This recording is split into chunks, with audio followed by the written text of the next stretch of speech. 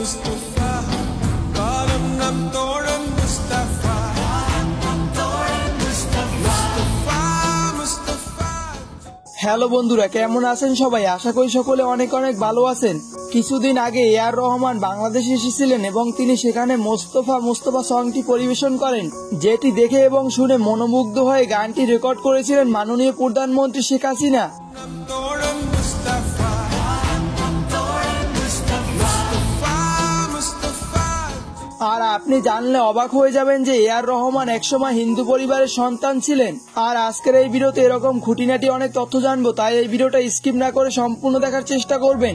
আর চ্যানেলে নতুন হলে এরকম ভিডিওগুলো প্রতিনিয়ত পেতে চাইলে অবশ্যই চ্যানেলটিকে সাবস্ক্রাইব করে রাখতে পারেন। তো চলুন ভিডিও শুরু করি। Mustafa, Dokari Mustafa, karam nam toran Mustafa, Mustafa, Mustafa. আর আমরা যারা বর্তমান সময় এআর রহমানকে চিনি, তার এক সময় নাম ছিল এএস দিলীপ কুমার।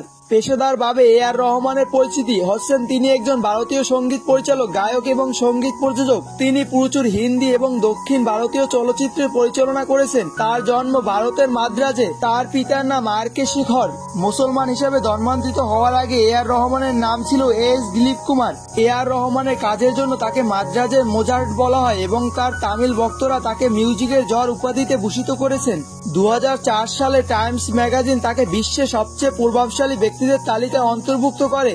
2009 সালে লন্ডনের ওয়ার্ল্ড মিউজিক ম্যাগাজিন তাকে ভবিষ্যৎ মিউজিকের আইকনদের মধ্যে একজন বলে অভিহিত করেন। তো বন্ধুরা, আজকের এই ভিডিওটা এই পর্যন্তই ছিল। আর ভিডিওটা ভালো লাগলে অবশ্যই লাইক, কমেন্ট এবং শেয়ার করবেন। আর এই ভিডিওটা আমরা এআর রহমানের মোস্তফা মোস্তফা গানটি শুনতে শুনতেই শেষ করব।